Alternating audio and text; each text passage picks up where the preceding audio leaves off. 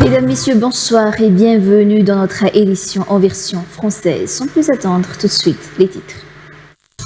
La Jirama a lancé un ultimatum d'une semaine contre les branchements électriques frauduleux. En effet, près de 10% des clients contrôlés ont été reconnus coupables de pratiques frauduleuses ces 3 dernières années. En réaction à la signature par 103 partis politiques d'un accord politique, le député Petra Kutinian affirme que la dissolution des institutions n'est pas une bonne option. Il rappelle qu'en 2009, les institutions avaient déjà été dissoutes sans pour autant empêcher le retour des crises au fil des années. L'Assemblée nationale est la seule institution habilitée à adopter des projets de loi après la décision de la Haute Cour constitutionnelle confirmant la fin du mandat du Sénat, d'après le vice-président de l'Assemblée nationale pour la province de Tuléar, Marco Tsaradi. Il n'y a aucune raison de dissoudre l'Assemblée nationale selon Marco Tsaradi. Le président américain Donald Trump a menacé d'imposer des droits de douane de 200% sur les vins et les champagnes français afin de convaincre son homologue français, Emmanuel Macron, de rejoindre le Conseil de la paix qu'il compte mettre en place pour résoudre les conflits internationaux, en commençant par Gaza. À la une des actualités, la Jirama a lancé un ultimatum d'une semaine contre les branchements électriques frauduleux. En effet, près de 10% des clients contrôlés ont été reconnus coupables de pratiques frauduleuses ces 3 dernières années. Ainsi, une opération de ratissage visant à lutter contre les branchements électriques illicites et les fraudes liées à l'utilisation de l'électricité a été annoncée par le directeur général de la Jirama lors d'une descente à Soneran. Le directeur général par intérim de la Jirama, le général Rasulman Anazatin, a annoncé le lancement imminent d'une opération de ratissage visant à lutter contre les branchements électriques illicites et les fraudes liées à l'utilisation de l'électricité. Cette décision fait suite à sa visite au niveau de la coordination de Soneran, premier site stratégique qu'il a inspecté depuis sa prise de fonction. Soneran revêt une importance particulière car elle constitue le cœur névralgique de la distribution d'électricité, considérée comme l'activité vitale de la Jirama. À l'issue de cette visite, le directeur général a donné des instructions fermes. Les ménages ayant procédé à des branchements illégaux, ainsi que les agents de la Jirama impliqués dans ces pratiques frauduleuses, disposent d'un délai d'1 semaine pour retirer volontairement ces installations non conformes. Passé ce délai, des contrôles et inspections ciblées seront menés. Toute infraction constatée donnera lieu à l'application stricte des lois en vigueur relatives au vol et à la fraude. Selon les données communiquées, au cours des 3 dernières années, près de 10% des clients contrôlés ont été reconnus coupables de pratiques frauduleuses. Selon les explications, les pertes financières engendrées par ces actes sont estimées à plusieurs centaines de milliards d'ariages par an pour la Jirama.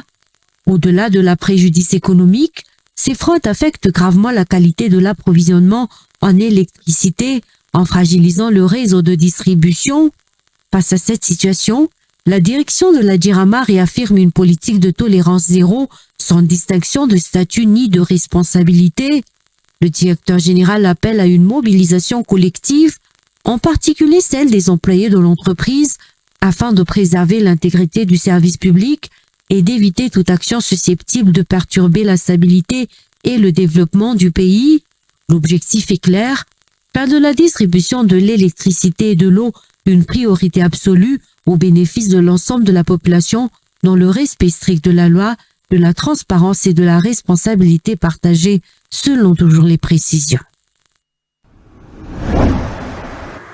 En réaction à la signature par 103 partis politiques d'un accord politique, le député Petra Kutinian affirme que la dissolution des institutions n'est pas une bonne option. Il rappelle qu'en 2009, les institutions avaient déjà été dissoutes sans pour autant empêcher le retour des crises au fil des années. Pour lui, ces partis politiques qui ont perdu aux élections devraient attendre les prochaines élections au lieu de se mettre à la recherche de postes politiques. Le député Petra Kutinian a également réaffirmé que les parlementaires et l'Assemblée nationale restent disponibles pour accompagner les dirigeants dans la mise en œuvre de la refondation. Reportage de Sibella Njiamazaf.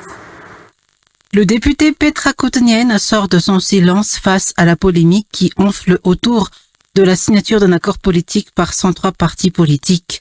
Lors de la crise de 2009, toutes les institutions avaient été dissoutes. Pourtant, la situation actuelle demeure inchangée, avec des crises successives et un aggravement de la pauvreté de la population, souligne le député Petra Kotnian, élu à Ikalamavouni. Il estime que les 103 partis signataires de l'accord politique sont uniquement à la recherche de postes politiques, en tentant d'accéder au pouvoir sans passer par les urnes, alors même qu'ils ont perdu aux élections. Ces acteurs politiques souhaiteraient, selon lui, réinstaurer le Congrès de transition et le Conseil supérieur de la transition qui avait été mis en place en 2009, une option qu'il juge inacceptable aujourd'hui. La dissolution des institutions ne constitue donc pas une solution, insiste Petra Kotnian. Le député élu à Ikalamavouni affirme une nouvelle fois que les parlementaires et l'Assemblée nationale sont prêts à soutenir les autorités dans la poursuite des réformes.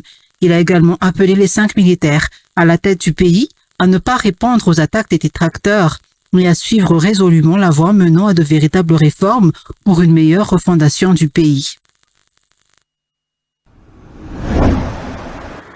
Les partis ayant signé l'accord politique ne sont ni des partis politiques influents, ni des participants majeurs aux élections, a déclaré Razaf Birsan Mohamed, syndicaliste. Ce sont avant tout des partis politiciens en quête de siège. Selon ce dernier, Razaf Birsan Mohamed a souligné qu'aucun des partis politiques de grande envergure du pays, tels que le TGV, le TIM ou le MMM, n'a pris part à cet accord politique. D'après ses explications, des accords politiques ont systématiquement été conclus à chaque période de crise qu'a traversé le pays, sans pour autant produire de résultats concrets ni apporter de réels changements dans le pays. Razaf Birsan Mohamed a par ailleurs insisté sur le fait que ce n'est pas le moment de semer la discorde et que la concertation nationale est la seule voie possible vers une refondation réelle de la République. Un reportage de Elisa Hermana et Eric Ranefson. Ce n'est pas un fait nouveau. Des accords politiques ont toujours été conclus à Madagascar, pendant les périodes de crise notamment en 1972, 2002 et 2009. Toutefois, ces accords n'ont entraîné aucun changement significatif. Ils n'ont pas permis au pays d'avancer, a rappelé Razaf Birsan Mohamed, leader syndical. Ce dernier a également indiqué que les partis signataires de cet accord ne sont ni des partis politiques influents, ni des participants majeurs aux élections. À titre de rappel, la dissolution du Sénat, de l'Assemblée nationale, du gouvernement, de la HCC, de la HCJ, de la CENI, de la CNIDH, du HCDDED et du CFM constitue le cœur des décisions prévues dans cet accord politique signé par 103 partis politiques. Plusieurs autres points, dont certains pourraient être pertinents, ont également été abordés. Toutefois, le moment n'est pas opportun pour en discuter, a estimé ce syndicaliste. Selon lui, seule la concertation nationale permettra de jeter les bases de la Constitution et d'initier la refondation du pays.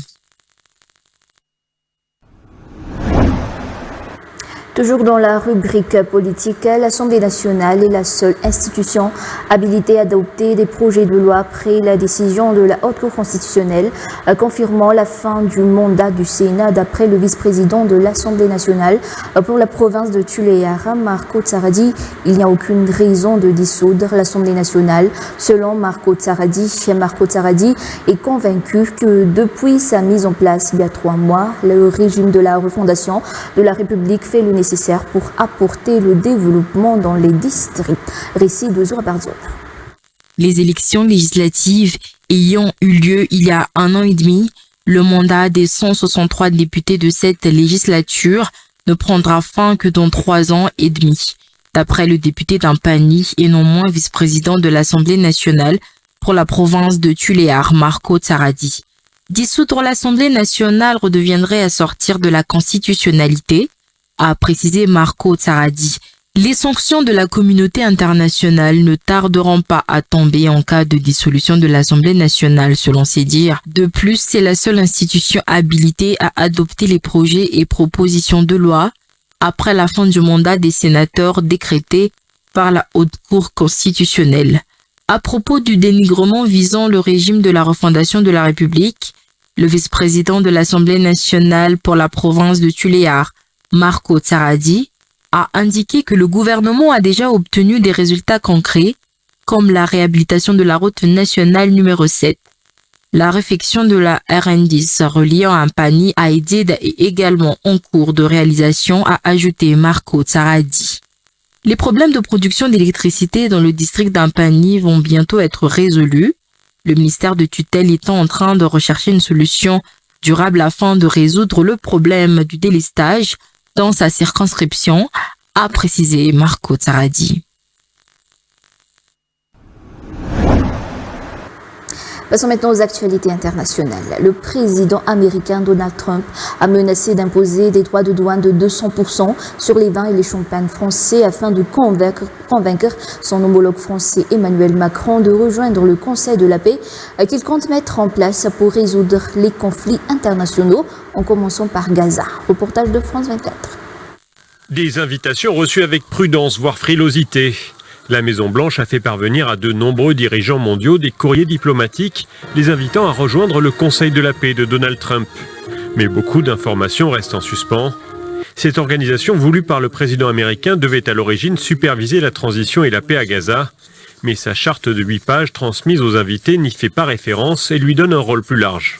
Le Conseil pour la paix est une organisation internationale qui vise à promouvoir la stabilité, à rétablir une gouvernance fiable et légitime et à garantir une paix durable dans les zones touchées ou menacées par un conflit. Une soixantaine de chefs d'État a ainsi annoncé avoir reçu une invitation, parmi lesquels Vladimir Poutine, Javier Milei ou Viktor Orban, mais aussi la plupart des Européens.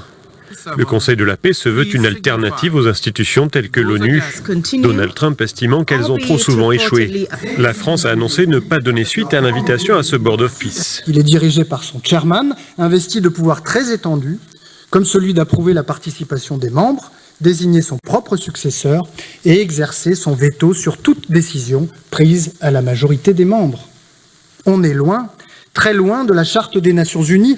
D'autres pays font également preuve de prudence, comme le Royaume-Uni qui insiste sur la nécessité de se concentrer sur Gaza. Concernant le Conseil de la paix, nous soutenons les mesures prises au Moyen-Orient, notamment le cessez-le-feu. Il est essentiel de passer à la deuxième phase. Nous avons fait part de notre volonté d'y contribuer et nous le ferons. Quant au Conseil de la paix, nous discutons avec nos alliés de ses modalités de fonctionnement. Autre élément qui soulève des questions, l'obtention d'un siège permanent se monnayera à $1 milliard. Le Canada a déjà annoncé ne pas vouloir payer cette somme.